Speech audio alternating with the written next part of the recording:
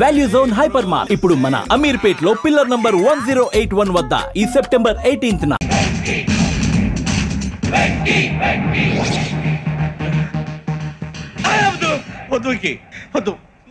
మా నుంచి తప్పించుకోవటం అంత సులభం కాదు. నేను పరిగెత్తి అలసిపోయాను. ఏం కావాలి? నీ ప్రాణం అక్కర్లేదు, నీ ఆస్తి అవసరం లేదు. ఏదో అవసరానికి 2000 అప్పటిలా చంపేపోతున్నాను జీవాజీ. ఆయన అప్పు తీసుకున్న తప్పించుకుని తిరగాలి కానీ ఆపేసి మీకు అక్కడ పెట్టండి. కొత్త అప్పు ఇవ్వకూడదని. ఇదిగో వెంకీ, కావాలంటే నీకు ఇచ్చిన పాత బాకీ మర్చిపోతాను, నన్ను వదిలే. మీరు మమ్మల్ని వదలనా? మేము మిమ్మల్ని వదలలేమండి. మీ దగ్గర అప్పు తీసుకున్న నిజం మమ్మల్ని నీలా వెంటాడు. అందుకు నన్ను ఎంత ఆడుతున్నారా? నన్ను అంతగా అయిపోలేదు. ఉండి లేదంటే మొత్తం లేకుండా పోతారు. ఇప్పుడు మీకు ఇస్తే జరిగేది అదే. ఇస్తే ఇవ్వండి, లేకపోతే మానేయండి, అంతేగాని శుక్రవారం పూట అశుభ మాటలు మాత్రం ఆడకండి. శుక్రవారం లేదు, శనివారం లేదు, అసలు వడ్డీ వ్యాపారం చేయడం లేదా? జీవాజీ డిస్కషన్స్ అనవసరం. ఇప్పటికి 18,000 ఇచ్చారు, ఇంకో 2,000 ఇస్తే 20,000 రౌండ్ ఫిగర్ అవుతుంది. 2 రోజులు తిరిగి ఇచ్చేస్తాం. వీళ్ళకి ఇప్పుడు దాకా ఇచ్చింది 14,000 కదా, 18,000 అంటాడేమిటి పెచ్చనాయాలు? పడ్డాడు కక్కుర్తాడు. సంగతి వరకు తెలుసు. అసలేనయ్యా, ఇదే నేను మీకు ఇచ్చే ఆఖరి అప్పు. మీరు ఇచ్చిన ప్రతిసారి ఇలాగే అంటారు. ఇతనే వచ్చిందని తగలేయకుండా ఊరికే వచ్చింది ఏంటి? అబ్బాయి ఏం లేదండి, జాగ్రత్తగా ఉపయోగించి పైకి రావాలయ్యా. సరే, ఈ 2,000తో 20,000 సంపాదిస్తారు. అదే కూర్చొని ఆలోచిస్తాం. ఆ జీవగాడు ఎప్పటికైనా జీవితంలో పైకి రావాలంటాడు. రోజు ఇంత పైకి వస్తాం తెల్లడికి. రే, మనం దొరికిన వాళ్ళ దగ్గర అప్పు చేసి తాగెత్తనం. ఇలా ఎన్నాళ్ళు ఇచ్చేవాళ్ళు ఉన్నన్నాళ్ళు తెలిసిన వాళ్ళందరూ అయిపోయారు, ఇంకెవరు మిగిలారా? అందుకే నేను ఎప్పుడూ అంటూ ఉంటాను, సర్కిల్ బెంచ్ మని ఒక రెండో పెంచుకుందామన్నా ఎవడు కోఆపరేట్ చేయట్లేదా?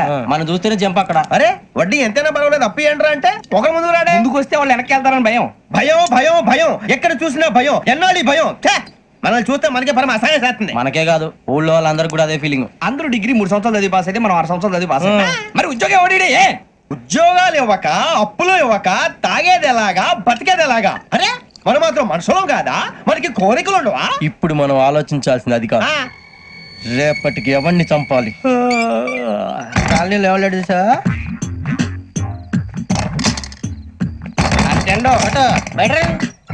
నువ్వా వెంకీ? ఏంటి వెంకీ ఈ టైంలో వచ్చా? నీతో మాడే పని ఉంది, దా చెప్తా. ఏ బాగా నిద్రొస్తుందా? సరిగానే రే, నువ్వు మమ్మల్ని చూసే తలిపేసావా?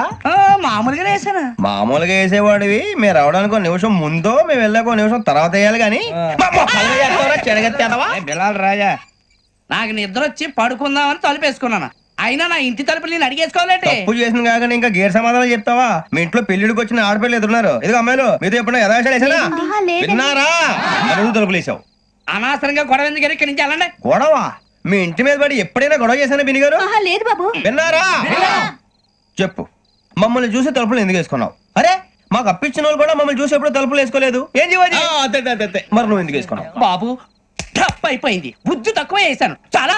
అంటే మా మోకాల మీద తలుపులు వేసామని ఒప్పేసుకుంటున్నావు? ఒప్పుకుంటున్నాను. సరే ఇప్పుడు చెప్పు, మా మొఖాల మీద తలుపులు వేసేంత తప్పు మేము ఏం చేసామరా? తప్పైపోయిందని అంటున్నారు కదా, వదిలేయండి బాబు. అదే తప్పు మేము చేసి మమ్మల్ని వదిలేయమంటే మీరు వదిలేస్తారా బిని గారు? తప్పని ఒప్పుకుంటున్నాడు కదా అయ్యా. ఇప్పుడు టైం 11 అయింది, వెళ్ళి పడుకోండి. 11 అయిందా? కొమ్ము ఉంచాడు కదా. నాకు సంబంధం ఏంటి? ఉంది, సంబంధం ఉంది. 11 గంటలకి నా క్లోజ్ ఫ్రెండ్ ఢిల్లీ వెళ్తున్నాడు. 5,000 అప్పిస్తానని ఎయిర్పోర్ట్ రమ్మని చెప్పాడు. నీ గొడవలో పడి ఆ సంగతే మర్చిపోయాను. ఇప్పుడు నాకు జరిగిన నష్టానికి భర్తీ ఎవరు చేస్తారు? మీరా మీరా మీరా? ఎవడు పడితే ఎందుకు చేస్తాడా భర్తీ? మళ్ళీ వాడి నువ్వు తప్పు చేసా, వాడే చేస్తా. దానికి కారణం ఈ 10 మనిషే కదా. వాడే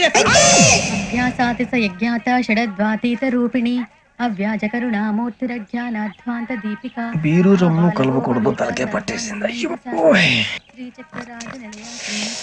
ఏంటే చదువుకుంటున్నావా?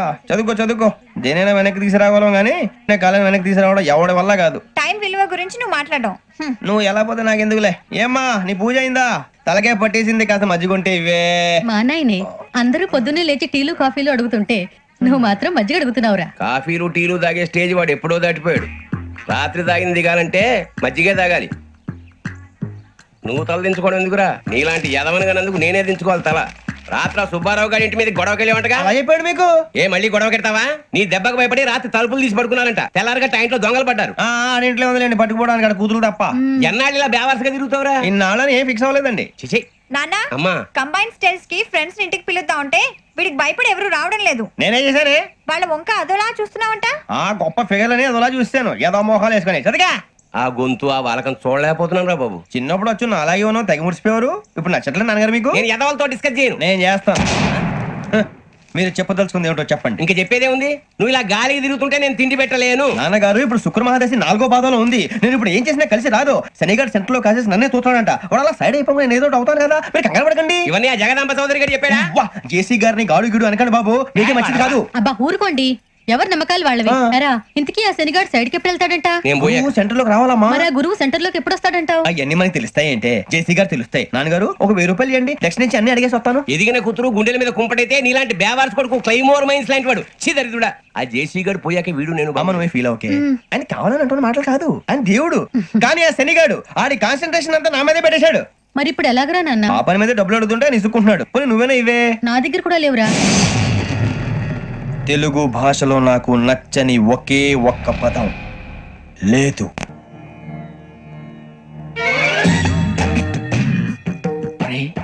కళ్ళు మూసుకునే ఉన్నాడు, కొంపదీసి నిద్రపోతున్నాడేంటి? ధ్యానం. కళ్ళు మూసుకొని ఎవరినో కాంటాక్ట్ చేస్తున్నారు. అవునా? అబ్బా రామ్ ప్రసాద్, నీకు నిజం చెప్పాలంటే బాధగా ఉంది, కానీ చెప్పక తప్పదు. ఎందుకంటే అది నిజం కాబట్టి. Correct sir, correct. ఏంటి సార్ అది?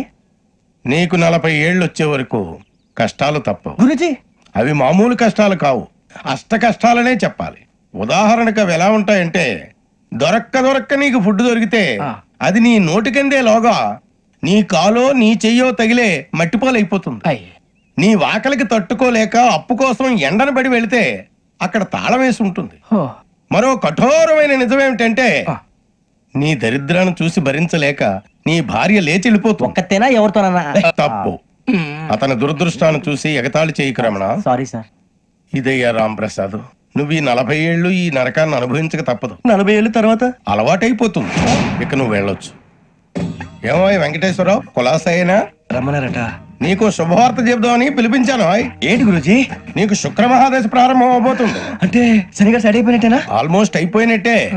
మీరంతా టోపీలు పెట్టుకునే ఉద్యోగాలు కూడా చేసుకుంటారు.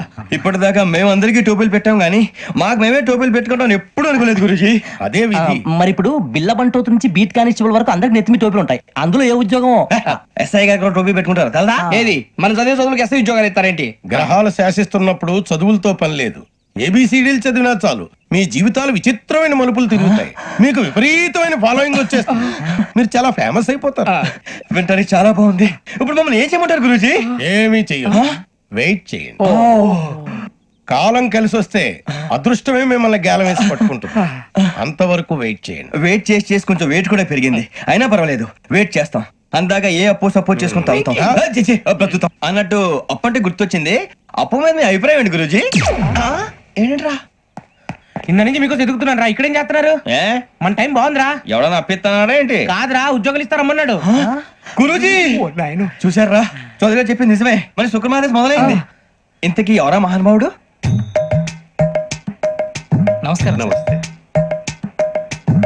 అయినరా నేను చెప్పింది? ఆహా, సాక్షాత్ ఎంప్లాయ్మెంట్ ఎక్స్చేంజ్ నడుచుకుంటూ వస్తున్నట్టు ఉంది. పదండి పట్టేద్దాం. నమస్కారం సార్. నమస్తే. వీలే సార్ మా ఫ్రెండ్స్. నమస్కారం. నమస్తే. నేను చెప్పానుగా భగవాన్ గారు. ఆహా, పేర్లోనే దేవుడు ఉన్నాడు. లోపల కూడా పాజిటివ్ థింకింగ్ ఎక్కువ. ఇంతకీ మీరు ఇండియానా చైనీసా? India sir. మా ఫేస్ చూస్తారు అనిపించలేదు మీకు? భలే కామెడీ ఫీల్ అలా ఉన్నాడు. నేను అడిగేది ఇండియన్ రెస్టారెంటా చైనీస్ రెస్టారెంటా అని. నేనేది ఓపెన్ గా డిస్కస్ చేయను కదా. పేరు చూసి స్కూల్లో డిస్కషన్ పెడతాడు అనుకుంటే వీటేంట్రా హోటల్ అంటున్నాడు. బాబు ఎట్ ఫీల్ అవుతున్నాడు. అంతా మీ ఇష్టం ఉంటున్నాడు సార్. ఫస్ట్ చైనీస్ రెస్టారెంట్ కి వెళ్దాం. నెక్స్ట్ అక్కడ డిసైడ్ చేద్దాం. చాలా ఇబ్బంది పడుతున్నట్టున్నారు. నువ్వు చేత్తో తినే బాబు. నేను జనరల్ గా చైనీసే ప్రిఫర్ చేస్తాను. ఫ్యాట్ కంటెంట్ తక్కువ ఉంటది కదా. రేపు నుంచి మేము కూడా ఇదే ఫాలో అవుతాం. ఇంతకీ మీకు స్టీల్ ప్లాంటా, షిప్ యార్డా, ఏషియాడా, జింక, బంక? హెచ్పిసిఎల్. ఇవన్నీ దేనికి సార్? దేనికేంటి?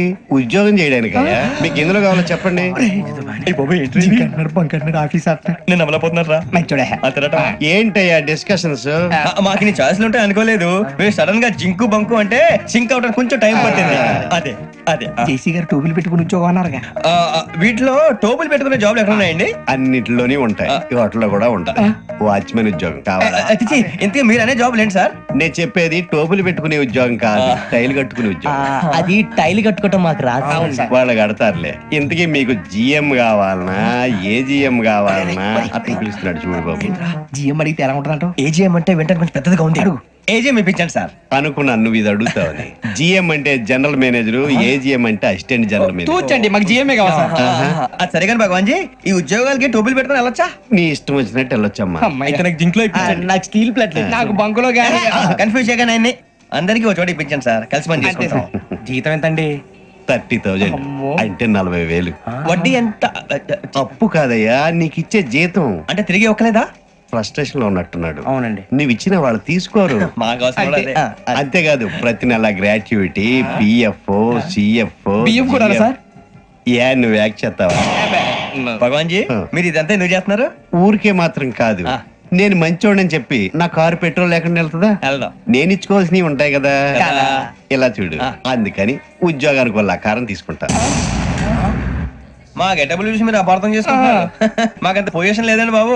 పోనీ నలుగురు కలిసి ఉద్యోగం చేసుకోవచ్చా? మీ దరిద్రం నాకు అర్థమైంది. మీ నలుగురు కలిసి ₹1,00,000 ఇవ్వండి చాలు. నేను నమ్మనరా, డబ్బుల విషయంలో అసలు నమ్మను. నాన్నగారు మీరు అలా అంటాం భావ్యం కాదు. ఏదో జేసీ గారి సిఫార్సు వల్ల శని గారు సైడ్ అయ్యి శుక్రవారం మొదలైంది. ఉద్యోగం దానంతటి అదే వెతుకుంటూ వచ్చింది. అందుకని ఇంకేం కావాలో చెప్పండి. స్టీల్ ప్లాంట్ లో జీఎం అని పెద్ద పోస్ట్ అమ్మా. జీతం 30,000, నెల నెల ప్రమోషన్లు, సిఎఫ్లు, డిఎఫ్లు, పిఎఫ్లు, బిఎఫ్లు. ఇవన్నీ నువ్వు చదివిన చదువుకే? అబ్బాబే, దీనికి చదువుకి సంబంధం లేదండి. చెప్పాను కదా, శుక్ర మహాదశ. అది దాని పవర్ అనుకోండి, ఎఫెక్ట్ అనుకోండి. ఈ రోజుల్లో కూడా గ్రహాలు అబ్బా ఏంటండి వాడన్న ప్రతిదాన్ని ఇలా కొట్టి పడేస్తారు. చిన్నప్పటి నుంచి లక్షలు పోస్ట్ చదివించారు. అమ్మా నువ్వు లేని పోనీ పెట్టుకో. లక్షలు ఎక్కడైనా ఊరుకోరా, మాట వరుస కదాలి. ఒక 25,000 ఇస్తే వాడి జీవితం సెటిల్ అయిపోతుంది అంటున్నాడుగా, అంతగా ఆలోచిస్తారేంటండి? అమ్మా నాకు ఉద్యోగం రాగానే మీ అందరూ స్టీల్ ప్లాంట్ షిఫ్ట్ చేస్తే ఓకే? నువ్వు చెప్పేదంతా కరెక్టేనా? నాన్నగారు మీకు అంత అనుమానం అది ఇవ్వకండి. సర్లే, ఇప్పటికిప్పుడు అంత డబ్బు అంటే కష్టం గానీ నా కెనటిక్ హోండా అమ్మాలి. నాకు తెలుసు మీరు ఆ నిర్ణయం తీసుకుంటారని, అందుకే పార్టీని పట్టుకొచ్చాను. బయట వెయిటింగ్.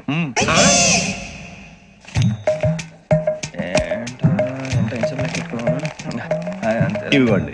భగవాన్ జీ, మీతో నాకు కుదరదండి, మీరు తేడా మనుషుల్లా ఉన్నారు. చూడటానికి అలా కనపడతాం కానీ తేడా మనుషులు కాదండి. ఇది ఎంతో లెక్క పెట్టండి. 5,000 తగ్గిందండి. ఆ విషయం నాకు ముందు చెప్పాలి కదా, ఇది తేడాతనం కదా. సర్దుబాటు కాక జరిగిన పొరపాటు. మా దరిద్రం మీకు తెలియదు కాదు. మీ ప్రాబ్లమ్స్ నాకు అనవసరం అండి. ఇప్పటికే మీ మూలంగా 3 లక్షలు బొక్క తెలుసా. మీరు ఫేస్ అంత చిరాగ్గా పెట్టకండి. రే ఆ గొలుసు ఎవరా? తొందరగా ఎవరా, ఆయన కోపం వస్తుంది. ఇదిగో తీసుకోండి, తీసుకోండి ప్లీజ్. భగవాన్ గారు తీసుకోండి సార్ ప్లీజ్.